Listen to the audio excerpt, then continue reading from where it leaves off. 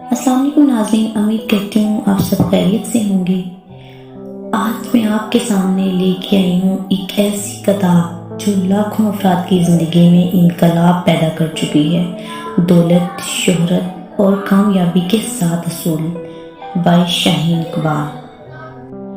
اپنے آپ کو پہچانیے، دنیا میں آپ جیسا دوسرا اور کوئی نہیں ہے۔ نارتھ کیرولینا سے مسز ایٹ نے اپنے خط میں لکھا ہے کہ میں بچپن میں بے حد حساس اور شرمیلی تھی۔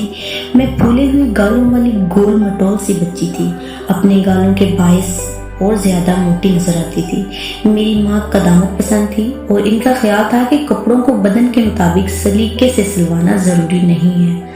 وہ سمجھتی تھی کہ کھلا لباس زیادہ دیر پا ہوتا ہے اور تنگ لباس جلدی پھٹ جاتا ہے۔ چنانچہ میرا لباس بھی انہی خیالات کے پیش نظر سیاہ کرتی تھی۔ میں کبھی پارٹیوں میں شرکت نہیں کرتی تھی اور نہ کسی کھیل کود میں حصہ لیا کرتی تھی۔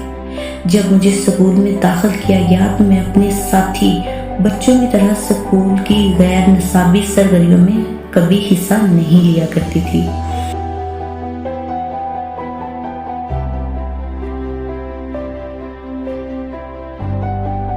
جسمانی ورزشوں کو بھی بیکار فیل سمجھتی تھی۔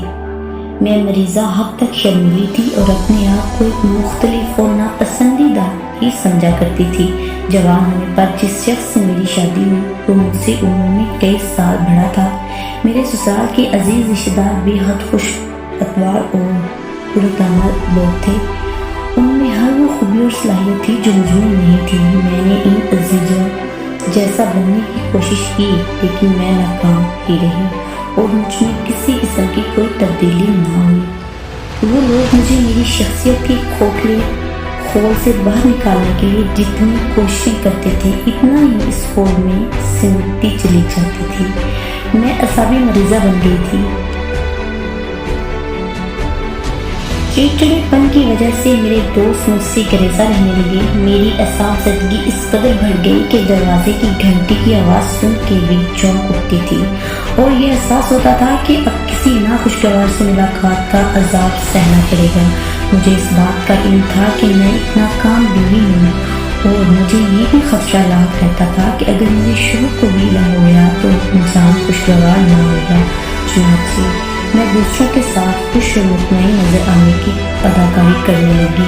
میں جانتی تھی کہ اس اداکاری کے باعث میری حالت کئی دنوں تک پسماندہ رہتی ہے، لیکن اس کے باوجود میں نے اس بناوٹ میں تسلسل کو قائم رکھا۔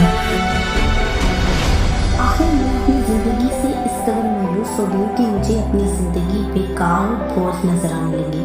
میں بڑی سنجیدگی سے دنیا کی تمام دلچسپیاں ترک کرنے کے بارے میں سوچنے لگی۔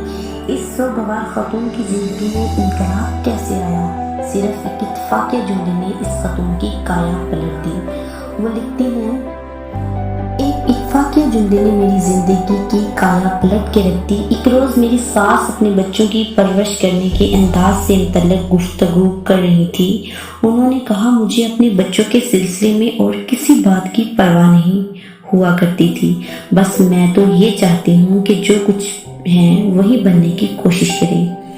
اور یہی وہ جملہ تھا جس نے میرے اندر ایک زبردست تبدیلی پیدا کر دی۔ مجھے ایک دم یہ احساس ہوا کہ میری یہ حالت محض اس وجہ سے ہے کہ میں دراصل وہ کچھ بننے کی کوشش کرتی رہی ہوں جو میں نہیں تھی اور میں اپنی اصل شخصیت کو پروں کے پیچھے دھکیل رکھا ہے۔ چنانچہ میں خود شناسی کی کوشش میں مصروف ہو گئی اور اس عمل نے مجھے راتوں رات ہی بدل کر رکھ دیا۔ میں نے اپنا جائزہ لیا، یہ جاننے کی کوشش کی کہ میں اصل میں کیا ہوں۔ میں نے اپنی خوبیوں کا جائزہ لیا، میں نے اپنے پسندیدہ رنگوں اور سٹائلوں کا گہری نظر سے تجزیہ کیا اور یہ پھر ایسے لباس استعمال کرنے لگی جو میرے خیال میں میری قد و قامت اور جسامت کے لیے موزوں تھے۔